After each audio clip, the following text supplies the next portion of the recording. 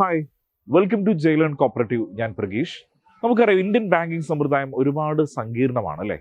അപ്പോൾ ഈ സങ്കീർണതയിൽ ഒരുപാട് അപ്ഡേഷൻസ് എപ്പോഴും നടന്നുകൊണ്ടിരിക്കുന്ന ഒരു മേഖല കൂടിയാണ് ഇന്ത്യൻ ബാങ്കിങ് എന്ന് പറയുന്നത്. ഈ മേഖലയിൽ നിന്നുള്ള ഒരുപാട് ചോദ്യങ്ങൾ നമുക്ക് എല്ലാ പരീക്ഷകളിലും സാധാരണ ഉണ്ടാകും. പ്രത്യേകിച്ചും സഹകരണ ബാങ്ക് പരീക്ഷ പരിശീലനത്തിനൊക്കെ എപ്പോഴും ആവശ്യം വരുന്നതാണ് ഇത്തരത്തിലുള്ള ചോദ്യങ്ങൾ. എന്നാൽ ഈ ചോദ്യങ്ങളെക്കുറിച്ചുള്ള അറിവ് അല്ലെങ്കിൽ അത് കിട്ടാനുള്ള മാർഗങ്ങളൊക്കെ വളരെ കുറവാണ്. അത്തരത്തിൽ പരീക്ഷയ്ക്ക് ചോദിക്കാൻ സാധ്യതയുള്ള വളരെ പ്രധാനപ്പെട്ട ഒരു അപ്ഡേറ്റിനെ കുറിച്ചാണ് ഞാൻ ഇന്നത്തെ വീഡിയോയിൽ നിങ്ങളോട് ഡിസ്കസ് ചെയ്യാൻ പോകുന്നത്. അതെന്താണെന്നല്ലേ, വാ നോക്കാം. അപ്പൊ നമ്മൾ പറയാൻ വന്നത് എന്തായിരുന്നു? ഇന്ത്യയിലെ ഏറ്റവും സുരക്ഷിതമായ ബാങ്കുകൾ അല്ലേ, അതിന് RBI കൊടുത്തിരിക്കുന്ന ചില മാനദണ്ഡങ്ങൾ എന്തൊക്കെയായിരുന്നു നമ്മൾ നോക്കണം. കാരണം ഇന്ത്യയുടെ ബാങ്കിങ് വ്യവസ്ഥ എന്ന് പറഞ്ഞാൽ വളരെ കോംപ്ലിക്കേറ്റഡ് ആണ്. ഒരുപാട് ബാങ്കുകൾ പ്രൈവറ്റ് സെക്ടറും പബ്ലിക് സെക്ടറിലും ഒക്കെ ആയിട്ട് ഒരുപാട് ബാങ്കുകളും ഷെഡ്യൂൾഡ് ബാങ്ക്സും ഒക്കെ നമ്മുടെ ഇടയിലുണ്ട്. അപ്പോൾ സ്വാഭാവികമായിട്ടും നമ്മളൊരു കസ്റ്റമർ എന്ന നിലയിൽ അല്ലെങ്കിൽ ഒരു ബാങ്കിങ് സേവനങ്ങൾ ആഗ്രഹിക്കുന്ന ഒരാളെന്ന നിലയിൽ പലപ്പോഴും നമുക്ക് സംശയം ഉണ്ടായിരിക്കും, ഏത് ബാങ്കിൽ അക്കൗണ്ട് എടുക്കണം, ഏതൊക്കെ ബാങ്കുകളിലേക്കാണ് നമ്മൾ പോകേണ്ടതെന്നല്ലേ.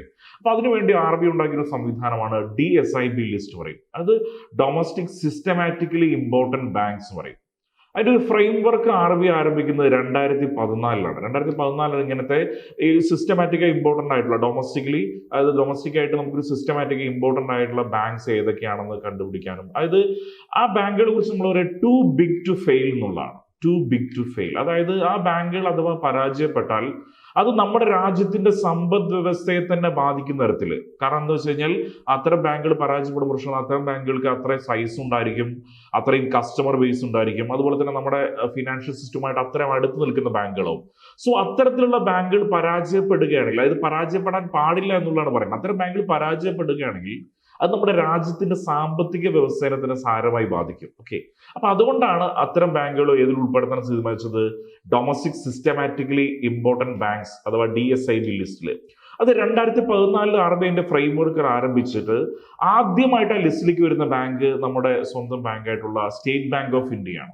2015 സ്റ്റേറ്റ് ബാങ്ക് ഓഫ് ഇന്ത്യ ആ ഒരു ലിസ്റ്റിലേക്ക് കയറി പറ്റുന്നത്. DSIB ലിസ്റ്റിലേക്ക് സ്റ്റേറ്റ് ബാങ്ക് ഓഫ് ഇന്ത്യ 2015 വരുന്നു. അതിനുശേഷം 2016 പ്രൈവറ്റ് സെക്ടറിൽ നിന്നും ICICI ബാങ്ക് വരുന്നു. 2016 പ്രൈവറ്റ് സെക്ടറിൽ നിന്നും ICICI ബാങ്ക് വരുന്നു. അതിനുശേഷം 2017 HDFC ബാങ്ക് കൂടി വരുന്നതോട് കൂടിയിട്ട് ആ ലിസ്റ്റ് പൂർണ്ണമാവുന്നു. 2017 HDFC ബാങ്ക് കൂടി വരുന്നതോട് കൂടിയിട്ട് ആ ലിസ്റ്റ് എന്ത് ചെയ്യുന്നു? പൂർണ്ണമാകുന്നു. അതിനുശേഷം മറ്റു ബാങ്കുകളൊന്നും തന്നെ എന്ത് ചെയ്തിട്ടില്ല? DSIB ലിസ്റ്റ് വന്നു. അപ്പൊ 2015 മുതൽ എല്ലാ വർഷവും റിസർവ് ബാങ്ക് ഓഫ് ഇന്ത്യ എന്ത് പുതുക്കുന്നുണ്ട്? ഈ DSIB ലിസ്റ്റ് ഇങ്ങനെ പുനഃപരിശോധിച്ചുകൊണ്ടിരിക്കുന്നുണ്ട്. അവരുടെ നെറ്റ്വർത്തിന്റെയും അതുപോലെ അവരുടെ കസ്റ്റമർ ബേസിന്റെയും NPA യുടെ ഒക്കെ അടിസ്ഥാനത്തിൽ എന്ത് ചെയ്യുന്നുണ്ട്?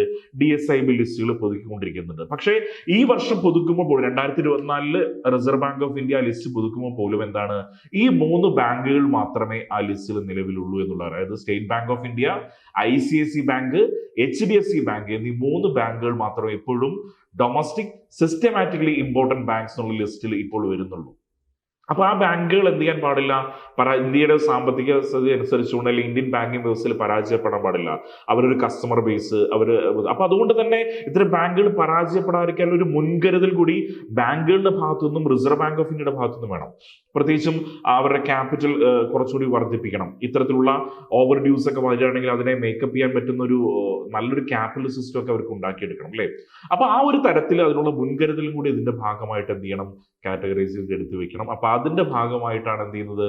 DSIB ലിസ്റ്റ് 2014 മുതൽ റിസർവ് ബാങ്ക് ഓഫ് ഇന്ത്യ അവതരിപ്പിക്കുന്നത്. അപ്പൊ പുതിയ ഒരു അപ്ഡേഷൻ പ്രകാരവും 2024 അപ്ഡേഷൻ പ്രകാരവും ഈ 3 ബാങ്കുകൾ മാത്രമേ പാടുള്ളൂ. അപ്പൊ ഈ 3 ബാങ്കുകൾ എന്താണ്? ടു ബിഗ് ടു ഫെയിൽ എന്നാണ്. അതായത് അത് ചെയ്യാൻ പാടില്ല, പരാജയപ്പെടാൻ പാടില്ലാത്ത ടു ബിഗ് ടു ഫെയിൽ ആണ്. അതായത് ഈ ബാങ്കുകൾ പരാജയപ്പെട്ടാൽ അത് ഇന്ത്യയുടെ സാമ്പത്തിക വ്യവസ്ഥയെ ബാധിക്കുന്നു പറയുന്നത്. അപ്പൊ ഇത്തരം ഒരുപാട് അപ്ഡേറ്റ്സുകൾ എവിടെ നടക്കുന്നുണ്ട്? ബാങ്കിങ് മേഖല നടക്കുന്നുണ്ട്. നമ്മൾ ഏതൊരു പരീക്ഷ എഴുതുമ്പോഴായിക്കോട്ടെ ബാങ്കിങ് എന്നുള്ള അപ്ഡേറ്റ്സ്, കാരണം ബാങ്കിങ് വിഷയം എന്ന് പറയുന്നത് വളരെ വൈഡാണ്. അപ്പൊ ഇതിൽ നിന്നുള്ള ഒരുപാട് അപ്ഡേറ്റ് ഉള്ള കാര്യങ്ങളൊക്കെ നിങ്ങൾക്ക് എന്ത് ചെയ്യണം? മനസ്സിലാക്കി വെക്കണം. കാരണം ഈ അപ്ഡേറ്റ്സ് ഒന്നും നമുക്ക് എന്താണ് മറ്റു സോഴ്സുകളിലൂടെ കിട്ടാനുള്ള സാധ്യത വളരെ കുറവാണ്. അപ്പോൾ ഇത്തരം ബാങ്കിങ് അപ്ഡേറ്റ്സ് നമ്മുടെ ജയിലൺ കോപ്പറേറ്റീവിൽ നിങ്ങൾക്ക് എപ്പോഴും അവൈലബിൾ ആണ്. അപ്പോൾ ഇത്തരത്തിലുള്ള ബാങ്കിങ് അപ്ഡേറ്റ്സിനും മറ്റു വിഷയങ്ങളിലെ കൂടുതൽ അപ്ഡേറ്റ്സിനും വേണ്ടി എന്ത് ചെയ്യുക? നമ്മുടെ ചാനൽ ഒന്ന് സബ്സ്ക്രൈബ് ചെയ്യുക, നിങ്ങളുടെ സുഹൃത്തുക്കൾക്ക് ഒന്ന് റെക്കമെൻഡ് ചെയ്ത്. ഇത്തരത്തിലുള്ള കൂടുതൽ ബാങ്കിങ് അപ്ഡേറ്റ്സുമായി നമുക്ക് വീണ്ടും കാണാം. ബൈ.